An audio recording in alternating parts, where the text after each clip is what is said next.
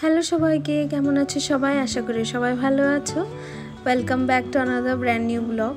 তো এটা হচ্ছে কলকাতায় পৌঁছাবার 3 দিন পরের ব্লগ। কারণ যেই দিন কলকাতায় পৌঁছালাম সেদিন রাত্রেবেলা তোষুর শরীর এতই খারাপ হয়ে গিয়েছিল, তো হোটেল কর্তৃপক্ষদেরকে জিজ্ঞাসা করলাম এবং আশেপাশে কজনকে রাতে জিজ্ঞাসা করলাম। তখন বাজে হয়তো বা রাত্রের 2:30, ঠিক করে মনেও নেই টাইম।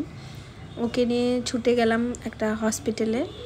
আর আমাদের যিনি ডক্টর, যিনি মানে তোষুকে দেখাশোনা করে আর কি, মানে ছোটোর থেকে ওকে দেখাচ্ছি, তো উনিও বললেন যে এত দূর থেকে তো ফোনে বলতে পারছি না যে কি হয়ে গেছে, কারণ যাওয়ার সময়ও তোষুর শরীরটা খারাপ ছিল, তো হয়তো বা ঠান্ডা লেগে গিয়েছে, ট্রেনে করে গিয়েছে এসিতে।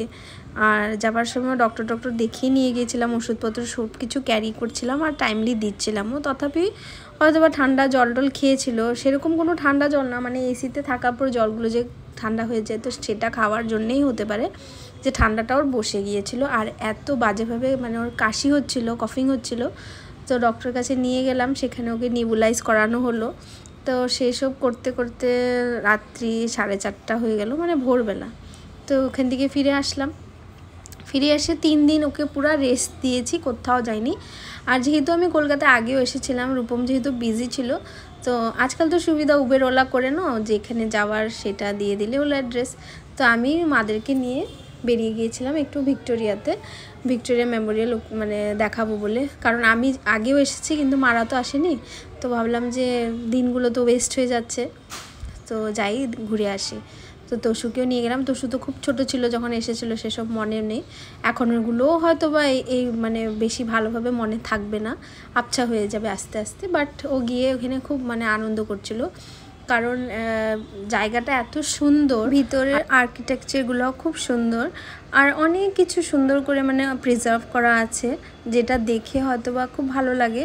তোষু এত কিছু বুঝে না, বাট অনেক কিছু আছে যেটা ও বুঝতে পারে। যেমন ধরো এই সিভিল ওয়ারে ইউজ হওয়া এই রাইফেলগুলো, তারপর আমাদের যুদ্ধে ইউজ হওয়া অনেক পুরনো তারওয়াল, ভালা, সব কিছু প্রিজার্ভ করে রাখা আছে ভিক্টোরিয়া মেমোরিয়ালে। তো সেই সব দেখে তোষু খুব ভালো পাচ্ছিল।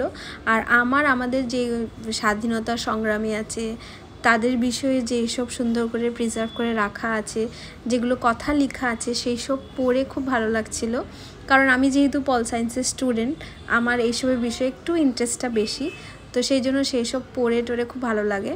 আগেও এসেছিলাম, কিন্তু আগের বার যখন এসেছিলাম তোষু অনেকটা ছোট ছিল, তো এক্সিট হওয়ার পরে যে পন্ডটা পাওয়া যায়, তো সেইটা কিন্তু আমরা মানে এক্সপ্লোর করিনি আগের বার। তো এইবার হাতে যেহেতু অনেক সময় ছিল, কোথাও আবার যাওয়ার নেই সেই দিন, কারণ আমি এতটাও চিনি না।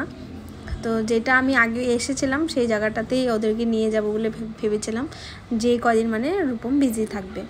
তো সেখানে বসে অনেক সময় গল্প টল্প করলাম। আর বিশেষ করেও এই সুন্দর যেটা মানে পন্ডের মতন আছে, সেখানে অনেক মাছ ছিল, তো সেই সব দেখে খুব ভালো পাচ্ছিল তোষু। আর খাবারের জন্য বিস্কিট টিস্কিট সেগুলো দিচ্ছিল। আর সেখান থেকে আসার তো একদম মন করছিল না, কারণ আসার পথে আবারও দেখতে পেয়ে গেল স্কোয়ারেল। কাঠবিড়ালগুলো না একদম দেখতে বুকসের মতন, যেটা দেখে খুব ভালো লাগছিল। তো সেখান থেকে এসে আমরা চলে গিয়েছিলাম লাঞ্চ করবার জন্য ভোজ কোম্পানিতে, যেটা আমাদের হোটেলের সামনেই আছে। সেখানে গিয়ে একদম সিম্পল লাঞ্চ নিয়েছিলাম, ডাল, ছোট কাচকি মাছের চচ্চড়ি, পাঁপড় ভাজা, আর নিয়েছিলাম ঝুরি আলু ভাজা। তো এইভাবে লাঞ্চ টাঞ্চ করে দিনটা বেশ সুন্দরভাবে কাটিয়ে দিয়েছিলাম।